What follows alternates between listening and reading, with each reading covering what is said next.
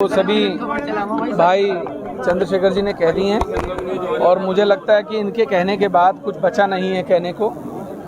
इस परिवार को न्याय दिलाने के लिए एक क्रांति की ज़रूरत है और उस क्रांति का आह्वान भाई चंद्रशेखर जी ने कर दिया है। और ये अलख जो है अब तब तक लगातार जलती रहेगी जब तक इस परिवार को न्याय नहीं मिलेगा। एक अनिश्चितकालीन धरने की घोषणा इस मंच से की गई है। 5 अक्टूबर को एक आंदोलन की शुरुआत की जाएगी और इस परिवार को न्याय दिलाने के लिए एड़ी चोटी का जोर लगाया जाएगा।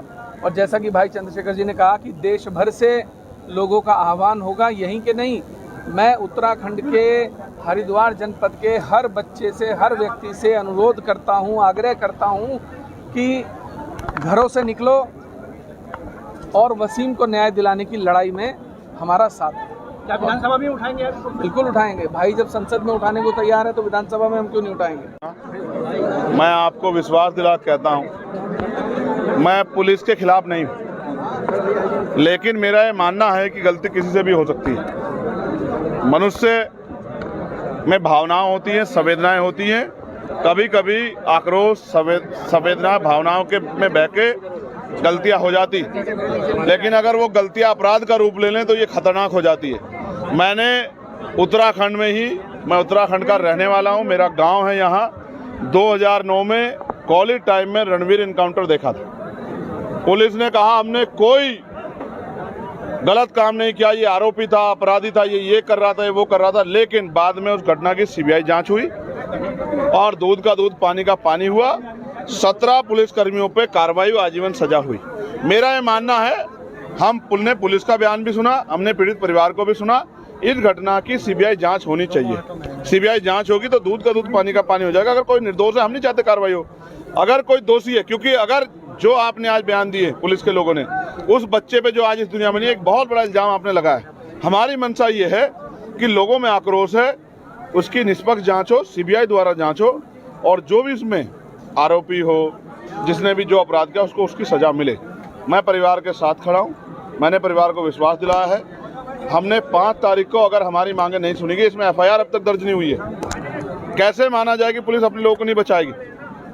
झूठे इनकाउंटर हो रहे हैं, बुलडोजर चल रहे हैं, भाजपा की सरकार में गरीबों का दमन हो रहा है। तो हमने ये मांग की है कि हमारी मांग को सुना जाए, वरना 5 तारीख को, 5 अक्टूबर को एक बहुत बड़ा आंदोलन, अनिश्चितकालीन आंदोलन हम लोग जिला मुख्यालय हरिद्वार पे करेंगे और देश भर के अपने लोगों को वहाँ बुलाएंगे कि भाई लोग हमारी आके मदद करें और हमें इस लड़ाई को लड़ने में हमारे साथ खड़े हैं और जिससे इस परिवार को न्याय मिल सके। संजय जी, कांग्रेस के कई नेता यहाँ पे, उनकी तरफ से कोई जो पुलिस ने अभी उसमें मुकदमा क्यों नहीं लिख रही है पुलिस? भाई विपक्ष के साथी है, 21 MLA हैं उनके, एक एफआईआर नहीं दर्ज करा पा रहे। इसका मतलब माना जाए कि बहुत कमजोर विपक्ष है। मैं तो उम्मीद करता था कि 21 MLA को जाके मुख्यमंत्री के बाहर, दफ्तर के बाहर धरना देना चाहिए था, क्योंकि पुलिस के बारे में मैंने आपको बता दिया, वो तो राजधानी थी। देहरादून में जो हुआ पुलिस ने किया, कोर्ट ने सजा की, सीबीआई ने जांच की, आम आदमी ने नहीं की। और वो राजधानी, जब राजधानी में हो सकता तो यहाँ क्यों नहीं हो सकता? इसलिए मैं चाहता हूँ इस घटना की सीबीआई जांच हो और सबसे पहले इसमें एफआईआर दर्ज करके जांच कराया जाए निष्पक्ष, जिससे कि दूध का दूध, पानी का पानी और आरोपी पे कार्रवाई हो। और क्योंकि एक बड़ा दाग, मैंने आपसे कहा, एक बड़ा सवाल है, जिस पिता ने अपना बेटा खोया है उस पिता को हमें जवाब देना है। इस देश की लोकतांत्रिक व्यवस्था को, लोगों की न्याय में जो विश्वास है, उनको हमें जवाब देना है। और अगर लोगों का न्यायपालिका से, पुलिस से, एडमिनिस्ट्रेशन से विश्वास उठ गया तो फिर कैसे देश आगे बढ़ेगा, इस बारे में भी हमें सोचना है। ये हम सबकी जिम्मेदारी। इस मामले में लोकसभा, विधानसभा भी उठाया जाएगा। मैंने वचन दिया है कि पार्लियामेंट में मैं और विधानसभा में विधायक जी, हम सब लोग इस मामले को जोर शोर से उठाएंगे।